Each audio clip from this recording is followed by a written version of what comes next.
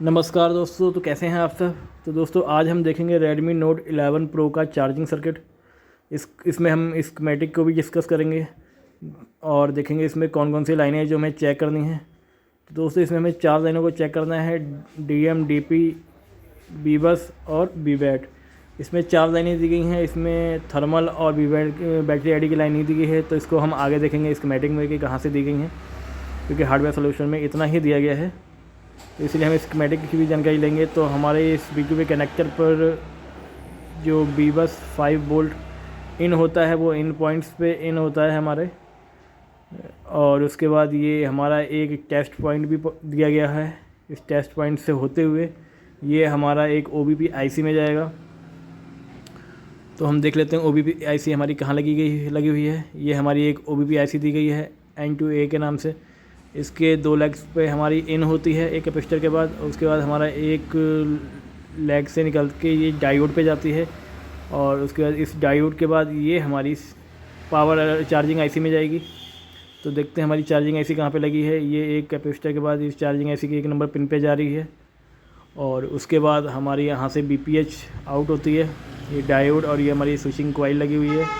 इसी से हमारा BPH आउट होता है और सभी सेक्शन में जाता है। और ये हमारा BBAT की लाइन है। ये हमारे इस कैपेसिटर से होते हुए ये BBAT की लाइन ये हमारे बैटरी कनेक्टर पे जाएगी। कुछ कंपोनेंट दिए होंगे, वो हम देखते हैं कौन सा कंपोनेंट है। ये एक डायोड है, एक कैपेसिटर है, उसके बाद एक टेस्ट पॉइंट है, फिर एक कैपेसिटर पे गया है, और उसके बाद ये हमारा सीधे बैटरी कनेक्टर पे गया हुआ है, जिससे हमारी बैटरी चार्ज होती है। इसमें देखिए बाकी की जो 2 पॉइंट दिए गए हैं, चौथा ये ग्राउंड है, और बीच के 2 पॉइंट हैं ये, इन पर हमारा कोई भी लाइन के बारे में डिस्क्राइब नहीं किया गया है कि कौन सी लाइन इसमें से निकल रही है। तो इसको हम स्कीमेटिक में देखेंगे कि कौन सी लाइन है। चलिए हम DM और DP की लाइन देखें। तो ये हमारी DM और DP की लाइन है, ये इसके टेस्ट पॉइंट दिए गए हैं। आगे चलते हैं कि ये लाइनें कहाँ पे गई हैं। इसमें कुछ कंपोनेंट लगे हैं, उसके बाद ये डायरेक्ट CPU से आती हैं। तो देखते हैं इनमें कौन से कंपोनेंट लगे हुए हैं।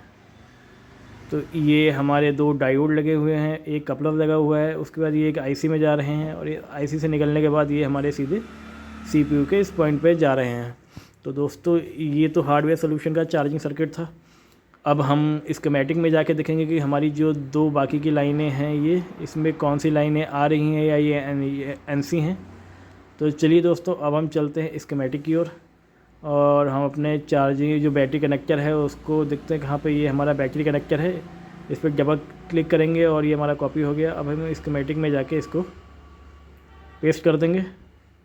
ये हमने पेस्ट कर दिया, और अब हम देखेंगे हमारा ये रहा हमारा बैटरी कनेक्टर। तो दोस्तों देखिए इस बैटरी कनेक्टर पे हमारी 1 और 2 नंबर की पिन पे हमारा BBAT आ रहा है, और ये BBAT की लाइन है, और ये हमारा BBAT सेंस है प्राइमरी, जो हमारा पावर IC में जाता है। जब ये ओके होता है उसके बाद ही हमारा BBAT बैटरी हमारी चार्ज होती है, और जो हमारा फ़ोन चलता है वो BBAT तभी आउट होता है जब ये प्राइमरी सेंस हमारा ओके हो जाता है। और देखिए दोस्तों इसमें जो 3 नंबर, 4 नंबर, 5 नंबर, 6 नंबर की पिन है, इनको यहाँ पर कोई भी डिस्क्रिप्शन इसका नहीं दिया गया कौन सी लाइन से आ रही है। आगे हम चेक करेंगे इसके बारे में। और ये हमारी जो 7 और 8 नंबर की पिन है ये हमारी ग्राउंड है।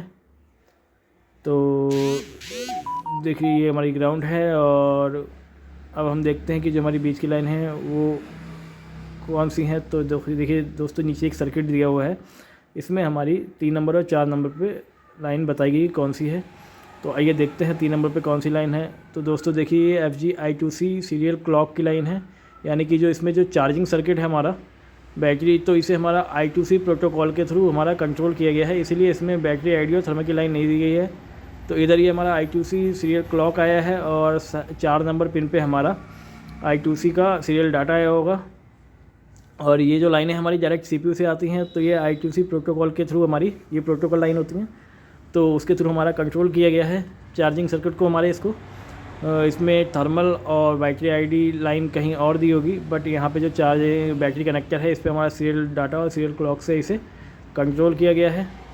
तो दोस्तों ये था हमारा चार्जिंग सर्किट। तो आई होप आपको समझ में आया होगा कि ये हमारा charging circuit Redmi Note 11 Pro का कैसे वर्क करता है और कैसे कंट्रोल होता है। तो दोस्तों अगर वीडियो पसंद आया तो लाइक करें, कमेंट करें और शेयर करें, और अगर किसी भी फ़ोन का बिट मैप चाहिए तो हमें कमेंट करें। Thank you.